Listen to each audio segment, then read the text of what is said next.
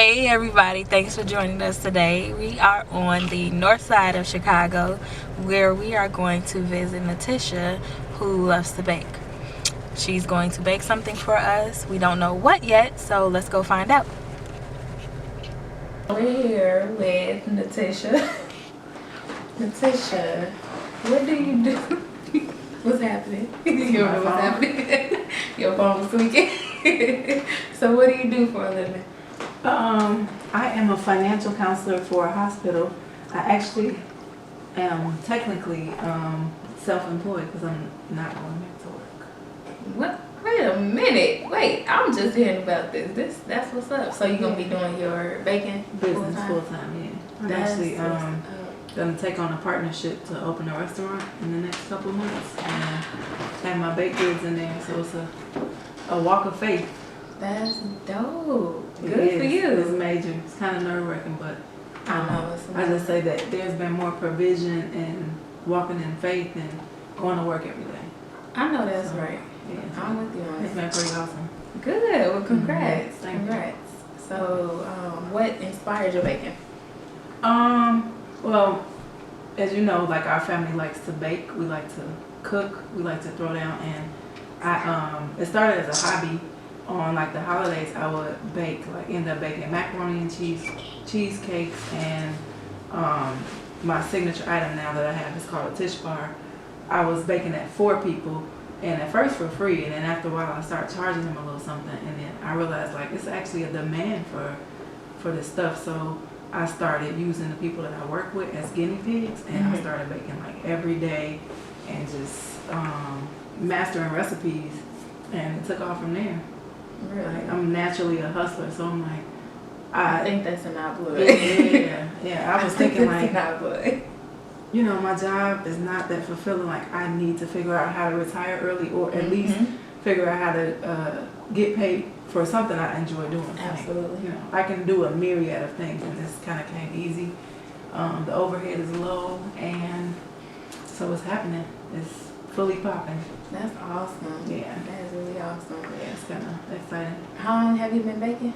I guess a couple years now, seriously. Like, yeah. But, yeah, like our whole life, but seriously. Right, like, seriously a couple years. Job out of it. Yeah. Just a couple years, and then, like, officially, I guess about 6 or 8 months ago, we opened, started renting a commercial kitchen and do our baking out of there. So before then, everything was happening, like, right on this table, right in that kitchen. And then I turned our home office into a storage unit for all my baking stuff. And I've probably in the last year spent like close to $10,000 on equipment. Hey, and you gotta invest in what you want, though. So, that's awesome. like, I don't know anyone else who really like almost started a full business with, a few $1,000s. So exactly. I don't see it as a big deal. It's not, because it's gonna, you're gonna get that back when you start selling your goods. That's what I told my husband. That's what I said. So, yeah. But that's how you have to look at it. You gotta invest in what you want. Absolutely. So you know what's gonna come out of it. Yeah. Because you're striving for it. Yeah. So what are you gonna make today? So today I was gonna make you guys a signature item. It's called a Tishbar, and this is just a sample of one of them. It's packaged. It usually has this big label on it. It's our signature item. This item I started making. There used to be this old lady on my job, and she used to make these raspberry bars, and she left. And before she left, like, I'm like, I need to be able to eat this. You need that recipe. Yeah, so I just kind of made my own rendition of it and changed the recipe up like a few different times. And like what I started, like I said, making it for other people, and it's like they were willing to pay for it. So I currently have this product in 4 different locations around the Evanston area, and then 1 in Chicago. So it's a high demand for it. And it's pretty tasty. Like, you could easily, it's like we use real butter, so it's like, it's the business. So it's a fruit-filled pastry, and I can imagine how good it is. It's crispy, chewy, crunchy. I don't know. It's the Tishbar, and it's pretty good. So we're proud of it, and yeah. So that's what I'm gonna make today. Nice. So let's get started. All right. So what I'm gonna make for you guys today is our signature item. It's called a Tishbar. It's just a few ingredients that I won't be able to share, but I'll kind of give you. So this is our breading dough. It's just our dried ingredients. It consists of some flour, some baking soda, a little bit of salt, and a few other things, some sugar and such. So, so that's our base, and it's pretty simple. And so I'm gonna make a small batch today. It's nice and light. What I usually do is start with melted butter. Usually it's a little more solid than this. I kind of let it a little too long. So this is just a stick of melted butter. So it's a full stick per one batch. So that's like a lot of butter, which is why our bars taste so good. So we put the butter in. Butter is like everything. And so we also need 1 egg for our dough. And I'm not a baker, so this is fascinating to me. so typically, I usually mix with my hands. It makes a big difference than mixing with a mixer. Even when we make big batches, we start with a like really big spoon and then mix. So you want to get like a nice difference does it make like this? I don't know. I heard that like it's easy to overwork your dough. Usually what we do is we mix our wet and our dry ingredients a little bit, and then after that we have some flavors that we add to the batch. And so I usually put my last batch of flour in, and that flour that I just put in is for mixing purposes. It's not necessarily for like the ingredients. It gives the dough the right consistency. And so I have some flavors that I put in, a couple tablespoons of each. And so that's just vanilla. I can't tell you what this is, because then I have to kill you. More secrets. Shh. And then this is secret. That look like some liquor. That's Yeah, what the it's secret almost is. like a little something for the party. Right. And then get you right. so we just stir it a little bit just to get the flavors in, and then the flour kind of remains on top a little bit. And so you start seeing from powder, you start seeing the dough. So like this is really important to, once you get it all mixed in, come out and go in with your hands.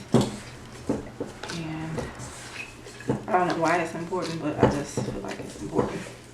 Everything mixes better together. I don't know if it's the warmth of your hands or like really kneading that dough.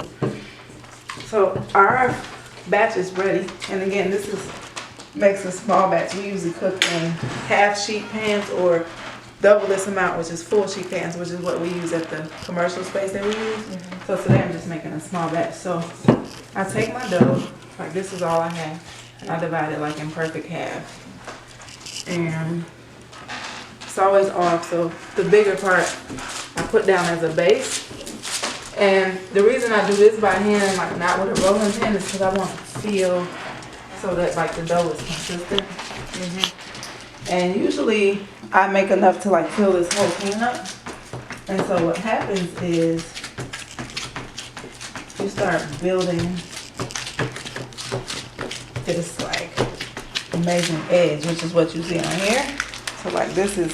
Do you cut them so every piece has an edge? Not lucky enough to do that. Oh, okay. But so we build an edge on our Tishbar, and they usually like that dough is made so fast. It always seems like dough takes so long to make. Maybe it depends on what you're making. Yeah. So we just build a couple edges around there.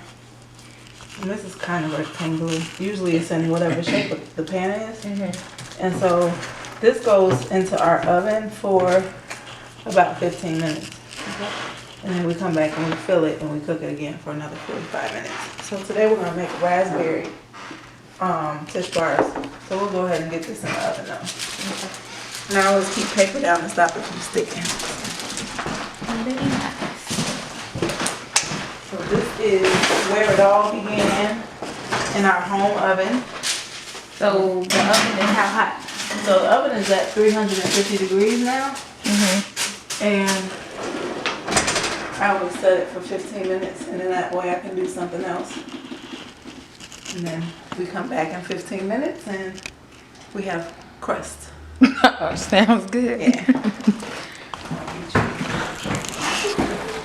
So this is part one of the Tishbar. Basically, what we do now, like this is the crust or the base of it. It smells so good. I want to eat it by itself. Man, sometimes I do. Do you? I'm so ready to eat that. I have this company that I get these all my preserves from, because they have like these exotic flavors, and they jar them pretty much every week. I get them from like Intamin, and I like to collect the jars too. So That's some good jar. The most valued or common Tishbar you're gonna see is like raspberry or pineapple. We also do like peach. Yeah, pineapple is amazing. We do peach. We do like cheesecake ones. We do sweet potato pie around the holidays. What's cheesecake on it? Well, I didn't make any cheesecake filling today, but it's pretty amazing. Yeah, I have it in stores. That's my favorite. So what I have made today for you guys is peach and raspberry. So imagine like a cobbler, but it's a little bit different dough. So like the dough is what's different.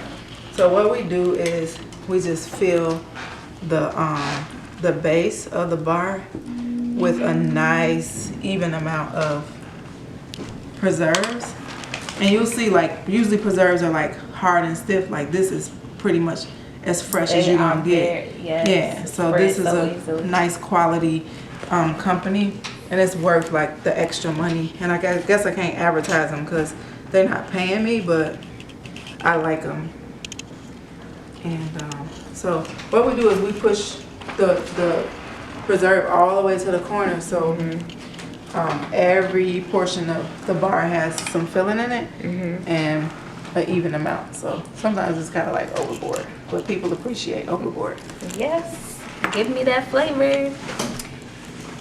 So that's like a Tish bar. You can just imagine that it's like way fuller, or like a larger.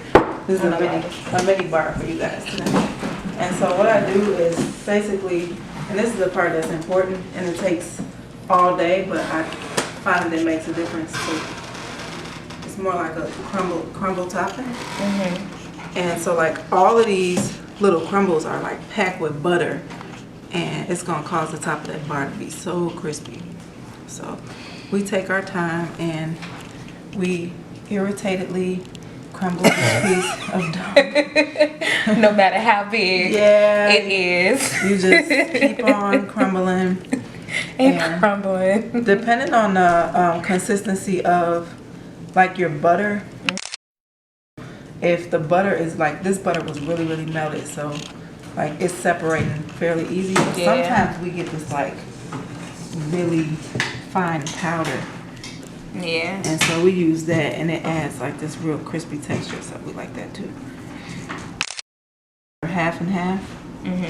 Like fully melted half, and then leave some solids. Yeah. So. Nice. So this is a Tish bar, and this is what happens. So now imagine this being like, I'm at the restaurant, it's a full sheet like cake. The size of the table. So I'm like, my God. like all day, and then I have to have all my hair tied up, of course. Your arms get tired off there. Yeah, everything gets tired. You come home and your neck is like, you know, but it's worth it. The product is consistent, and it's made by people love it. So we keep making it, and one day we're gonna boom because of this right here. That's awesome. And I had tried to figure out, spend so much time doing it, but then your product is not the same. The quality is different. Right. So we People just can tell the difference. We just take our time and crumble. Like jam. Too bad we don't have the rights to any, because I surely would love that. We can't be paying people for royalty. So that's the top of the Tish bar. And now this part right here, it bakes for like 25 to 30 minutes. And what comes out is yet to be seen. Yeah, so when we come back, this will be crispy and nice and brown and fresh, flaky and hot, yeah. And so like our goal is to make sure that these Tish bars get to the customers that are purchasing it within 48 hours, because we need a day of The opportunity to like really chill and get solidified and for all the flavors to mesh. Oh man, so you can't eat it fresh. You can. Oh, But okay. what a lot of people do, like my favorite thing to do with it is I warm my Tishbars up. Yeah, So and I put ice cream on top. But some people eat them for breakfast. Like a cobbler. Yeah, it's amazing. So but if for the best like clean cut and packaging, we let it cool. Let them cool for an entire day. And if they only give a half a day's cool. I'm gonna put this back in the oven for 25 minutes. And At the same temperature? yep, same temperature. So imagine now that the bottom of that dough is already cooked for 15 minutes. So that's gonna be real crispy. Crispy, right? So its bake time is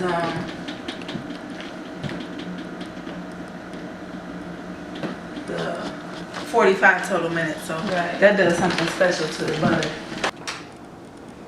Whenever y'all are ready. So this is the Tishbar. I got it warmed up for you. You have raspberry there and peach there with a little bit of powdered sugar for a little essence. Peach. I thought it was And nope, not today.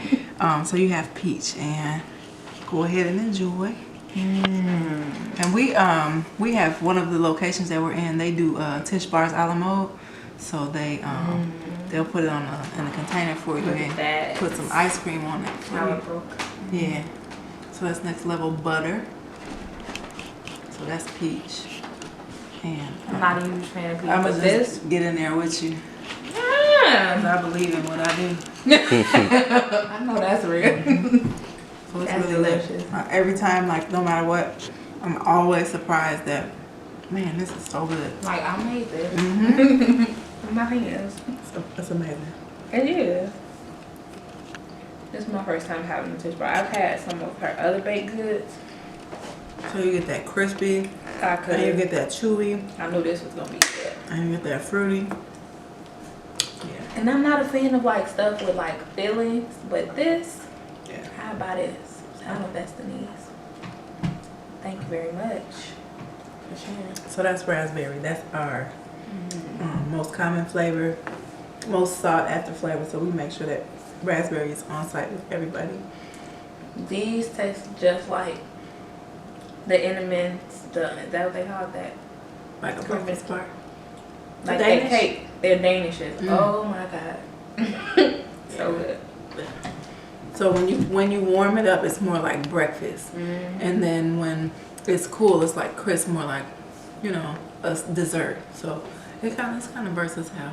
I have some people that buy them to eat them with coffee, and some people that eat them at night. Everybody gotta have it. Yeah.